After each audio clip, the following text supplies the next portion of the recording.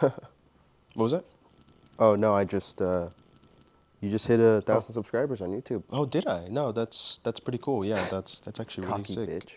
Oh, okay. That's harsh. No, nothing. I'm just saying. Like, look, I mean, you get less than 1 million subs, and somehow you're suddenly this fucking god to everybody. I mean, No, you can I kind just, of calm like down with I your don't know if I could pretentious be like attitudes and ecstatic giving us, when you you're know, kind of coming ridiculous at me with such compliments. hostility. I feel like it's very aggressive. Okay, an arguable guy. Yeah, Inarguable. that's really aggressive, actually. Inarguable. Yeah. Yeah, you know, Moist Critical has 14 million subs, so like, I don't Okay, know why yeah, you're he's so fucking, 14 million you subs. know, I mean, he pretentious. I mean, you're streams just on being a Twitch. total dick. I don't know how I No, could I'm be not. I'm compared just to that. saying. I'm just saying. 14 Oh, million subs. I okay. mean, that's I bigger mean, than I've only you. had 5 So, like, videos. what do you want me to I do don't know about if you that? want me Like, to get a fucking million oh views like God, right away, you're but such a big yeah, guy. I Oh don't my know. God, you're That's such a just kind fucking of very smartass. aggressive to me. Yeah, how I about you just, come up with like, another I want video to be like that? happy. I want to be grateful, but I can't really be Get another grateful if you're gonna be 30,000. aggressive. Why don't you get a Like, million? yeah, I don't know why you don't geez. just get a million views. Okay, okay, Yeah, okay. no. Well, listen, Look, agree to disagree. How about that? I'll agree to Agree to disagree if disagree? you want me to, but I'm not going to You say have to that. I'm say not going to agree to say agree disagree to before disagree, even we though can you want agree me to to agree to disagree. disagree. I will Just say disagree agree to to disagree. disagree. I'll I will agree to disagree disagree to if you agree. agree to I disagree. don't agree to disagree. I disagree to Okay, agree. relax. All I right. disagree to agree. I don't know what you want me to do. I disagree to agree. Fuck you. How about that? Disagree to agree. I agree to agree. Can you guys get the fuck out of my house?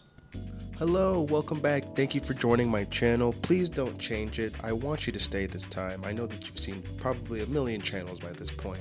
And you just got to me and you're just thinking, man, I want somebody to just yap at me for the next 20 minutes. Well, I'm your guy, buddy. All right? I'm your guy. So many of you have asked for this video, and it's about time that I've given the people what they want. I'm listening to you guys very closely, very intentionally, and you will see in this video, because today we're going to talk about, for a third time, American fiction.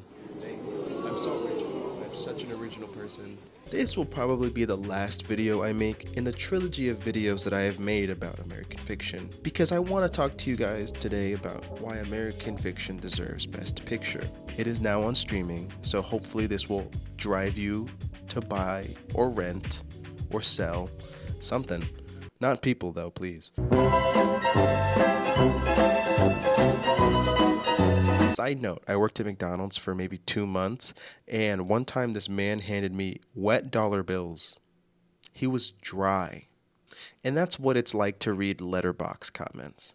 American Fiction is a satirical film that follows Monk, and Monk is a acclaimed writer who can't seem to sell any books. In the movie, we kind of find him at a point where he's trying to sell his new manuscript, and the note he got back was that his manuscript was not black enough. So, in the midst of going back home to Boston to take care of his mother who is suffering from Alzheimer's, he attends a book fair where he is supposed to set up a panel and sell some books. Now, while he doesn't sell anything, he notices a goddess known as Issa Rae, who sells a book that is seemingly characterizing the black experience. Frustrated by the success of her book, Monk decides that he's gonna write a book just as offensive, just as silly, and everything that he hates ends up working for him. Now, this movie is interesting because it plays both as a satirical piece and a drama. And the drama happens really between the family dynamic of Monk with his sister and his estranged brother Cliff. And before I go any further, let me just say this. Sterling K. Brown. Can we give a round of applause for this motherfucker? Now, I love Sterling K. Brown, but this movie right here, I really have never seen him play a better role. Sterling K. Brown adds such a breath of life to this movie in a way that you don't even know you need until it's there. And it's such an interesting and such a complicated character that he's creating. Wait, don't turn the channel. Don't turn the channel. In a world where movies are only known by their style. Oh. That's who's that? That's the Wes Anderson. Yeah, that's Wes Anderson. Who's the guy with the S last name? Spielberg. Yep, Spielberg right there. Yep, there it is. Spielberg. 824 again. That's 824. That's 824 right there. 824. Yep, 824. I know that one. Yep, absolutely. That's the That's the that's I know that one. Scarlett Johansson. This has been In a World Where Movies Are Only Known by Their Style. Hey, and welcome back. We are back, and we are still talking about American fiction. Now, I wanted to bring in a letterbox comment that I had saw when I had first wanted to write a review for American fiction. And this was the first comment that I had seen in the letterbox reviews, and it had made me so angry that I had looked this person up and tried to find more reasons to hate them. I couldn't. They are, in fact, fantastic at writing. However, this person wrote, an incredibly trite affair. Hold on. An incredibly trite affair that feels at least a decade behind the times. No assured point of view. Struggles to be both an achingly earnest drama about a black family beset by death and dementia and homophobia, and a satire that indicts the publishing industry in Hollywood about how blackness has become currency. But it lacks the finesse and depth for either approach to come anywhere close to their targets. Muddled as fuck. Now let's stop right here because I'm already fired up. Can you tell that I'm fired up? I mean, we could talk about Noah's short point of view, and that one's pretty clear. I mean, everything is literally driven through the plot of Monk. Now, you could argue that it does play a lot between the family drama and the satire, but the drama informs the satire. In every satirical movie I think I've ever fucking seen has some sort of actual dramatic element at play to inform the satirical piece. I'm thinking of The Big Short. I'm thinking of Vice. Notice how I named two movies by the same director? Putney Swope is another example of that. The fact that this movie somehow is exempt from being able to be both a satirical piece and a drama is pretty fucking sad. Especially when you're talking about the complicatedness of black identity. You have 3, even 4, shit, even 5 maybe. I don't even know if he's black. We can check the percentage on this guy. But we have 4 strong black characters, all with dealing with a complicated history, and you have it expressed in 4 different ways. From the mother falling ill with Alzheimer's to the sister passing away in a dramatic fashion, and now the estranged brother of Cliff and Monk have to kind of reconcile all these things happening at once. You're talking about an identity of black family that really isn't expressed very frequently in any type of medium. So this idea that like this movie can't do that is really fucking The cinematography of memes. right. I love that. So, you know, if you noticed, it's this upward angle, and it's really almost like this high angle Dutch, you know, the way that it's kind of altered the way that he looks. I mean, it gives him kind of this lower view, you know, you're looking down on him. And why is that, you know? And the cinematographer here was really thinking about that perspective when he was making this. Yes.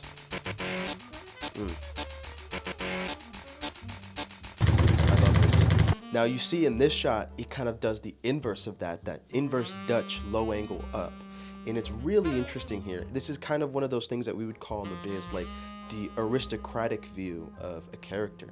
Now, if you would think about this kind of in the sense of maybe like the Soviet New Wave, this was kind of used to show this authoritarian, you know, anti-fascist movement. And so this cinematographer clearly is kind of referencing that, you know, historic, you know, era in cinema that's arguably one of, you know, the most defining moments in, you know, the genre that we see today. And now back to your regularly scheduled program. This comment continues on by saying, directed and shot like the blandest 90s TV drama imaginable. An early aughts comedy show sketch stretched out to movie length. I was unsure of this going into it, but this was much worse than I ever thought it was going to be. Unfunny, unfeeling, unthinking. Now, if you were to read this comment, you would have no idea what this movie is about. You can tell that she never even gave it a chance and was in fact most likely looking for things to not like about this film. This is such an insane reach of an entire comment that I genuinely don't even know. You've reached farther than NASA could ever go in search of new life on another planet. I feel like we've watched 2 different movies. And it's really ironic to see the comment where she says that it's a bland 90s TV drama. This goes back 2 videos ago to good cinematography and bad storytelling. What do you think cinematography should do to a film? Do you think that it should tell the story, or do you think that it should wow you with pretty pictures? Can you guys imagine for a second if American Fiction was shot like Euphoria? What the fuck would that do? That's such a dumb idea. It adds nothing to the story for this movie to be shot alluringly as if it was some fucking Sam Levinson joint, baby. And the cinematography in this movie, by the way, is not bad. It tells an effective story. It uses color and blocking in a very contextualized way. Like, it's incredibly intentional, and you can see it. The minimalism is absolutely by design. It's kind of silly to say that this is a 90s bland TV drama, because not only is it effective in telling a family drama like you insinuated, it's also effectively telling you a satire like you're insinuating it can't do. I think my favorite moment of this comment as well, this movie is 10 years too late. This movie was supposed to be made in 2014? You're saying this movie is 2014 coded? 2014 coded? Do you know what happened in 2014? You're saying that this predates Get Out? Are we serious? What 10 years too late are you talking about? Because we just got Atlanta. We just got Get Out. We just got Vince Staples' new show. These things are breaking barriers, and American Fiction is part of that new wave of nuance. And I'm not saying that it hasn't been there, and I'm not saying it doesn't exist. I'm saying it hasn't been given so much light. To say that this movie should predate all of the things that let it become this movie?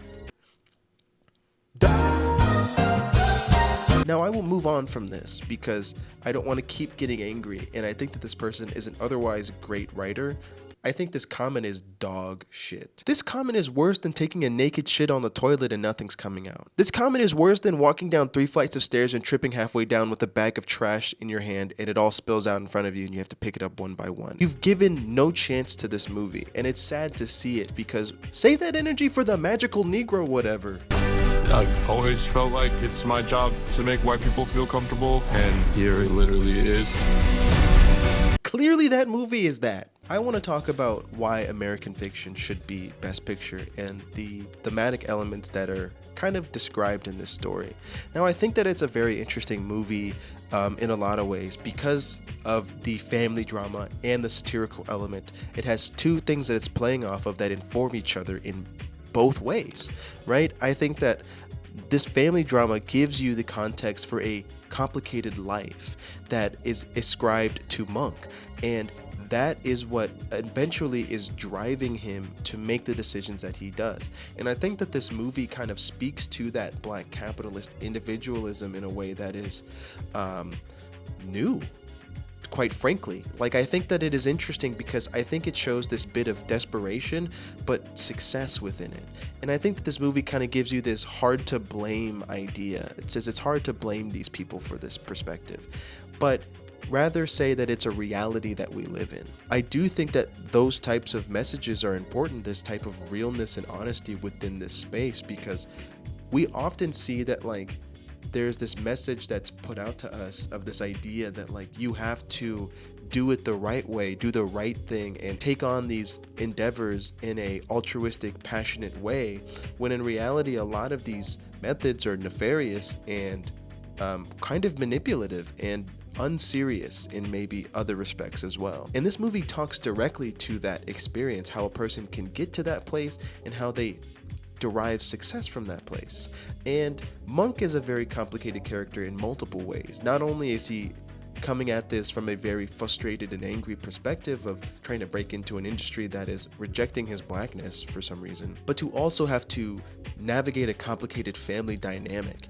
And the way that these two stories play off of each other adds so much more to the story than if it were just one or the other, because microaggressions, these elements of race and class and caste, are so ingrained within our American culture that we oftentimes don't even recognize it as such, because this is generations of set trauma. These are generations of policy that have come into play over a period of time that we didn't even exist in. So, and you guys can kind of talk to me about this in the comment section, but to me, I think that American Fiction and Origin play so well together in the story and the communication of a message in a way that I don't think people immediately can recognize the two, because I think that Ava DuVernay does an incredible job in that movie to answer her previous films about the complications of race and race relations, especially as it relates to Black people and Black Americans. And that movie speaks very directly to the origins of our discontent. If you see what I did there, shout out to you. It plays very effectively in trying to understand where this all began, whereas I think that American Fiction plays as the effect. And I think that American Fiction is the modernization of being Black in the business world as well. Because I would argue that the caste system that is mentioned within Origin is at play within the film American Fiction. It's the actualization of that concept. And rather than seeing it within the social construct of our society, we see it within the business setting. And I think that American Fiction is deserving of Best Picture. I definitely think that it's deserving of the nominations in all the categories that it's gotten so far. But I don't think it will win. And I don't think that that's the fault of American Fiction. I think that's just how politics in the film industry goes. And that's no knock to anybody. I hope it wins something. I'm very hopeful. It's certainly deserving. I do think that movies like this are important. And movies like this should be allowed the grace of being whatever it needs to be in order to tell an effective and nuanced and complicated story. Regardless of if it needs to be a satirical and a drama, or if it needs to be a horror and a satirical piece, or if it needs to be a horror and a comedy piece, or if it needs to be a TV show for 4 seasons, let them be whatever they need to be to tell stories that are different from the thing that we get with the guy that dresses like Hallelujah! Hallelujah! Hallelujah! I think you should decide for yourself if you want to like this movie or not like it, but it's certainly worth your time. And I think it's one of those movies that you can take multiple meanings from, and you're welcome to. You're welcome to disagree with me. I think you're wrong, but hey, shout out to the person that wrote this letterbox comment. I hope that you don't think that I'm trying to attack you. That's definitely not the intention here. I know I was animated, but in sincerity, I do think that this comment does have a little bit of a different perspective than me. And that's okay, because not everybody has to like the same things, but I do think that by describing this movie as missing a message, I think you're absolutely wrong on that one. But hey, You sit on a throne of lies. next time on this YouTube channel, we will do one of two things. It's kind of a Russian roulette at this point, but maybe we'll do an update on the feature. Perhaps we'll do another video essay. Don't know. Whichever one is done first, truly. I lose sleep every day. But I'm gonna make this content for you guys because I like it. Thanks again for 1,000 subscribers. You guys are the best. You are what keep the lights on because I lost my job making YouTube videos. So thank you for watching. Not your fault for me losing the job, but shout out to y'all for coming at the right time, I guess. Hey, until next time, right? Hey, What's up? how come you don't do that podcast thing anymore? Oh, that's because I got fired from Oh, that job. shit. Well, here's Yeah, an they didn't idea. like What me if you did like a making, talk show? YouTube videos or Yeah, you not could do showing like up a to Black work Seth was also Meyers bad. thing. And that could be kind of sick. Yeah, but I don't know. Like that might be kind of offensive. Yeah, I don't know. I don't know about that. If you do it that way. But you don't really have like a Spanish accent. What if or I talk anything, like this and I try to get it off like that? You know what I mean? Yeah, I don't know about that. That's a little. Well, I that's could try a little rough. British. You know what I mean? I could do like a little British in it. I could do a British No, I mean, accent. I mean, I don't think it's a and I bad think that idea, but could it's not like. potentially get over. You know what I mean? I just started reading this book and it's outside of great. my original so, like, you should demographic definitely check it out. Light of my Maybe it'll give you some ideas. 1,000 subscribers. But I think that you should probably like I actually don't know. I don't know, what get your accent own is. idea or something, because I don't want you to take mine. Yeah, I don't know. I just, like I'm just terrified of like being vulnerable on a platform in which 1,000 people watch me. And so part of me feels as though like if I were to give in to the hype of being an influencer, that I would ultimately succumb to the very thing that I'm terrified of becoming.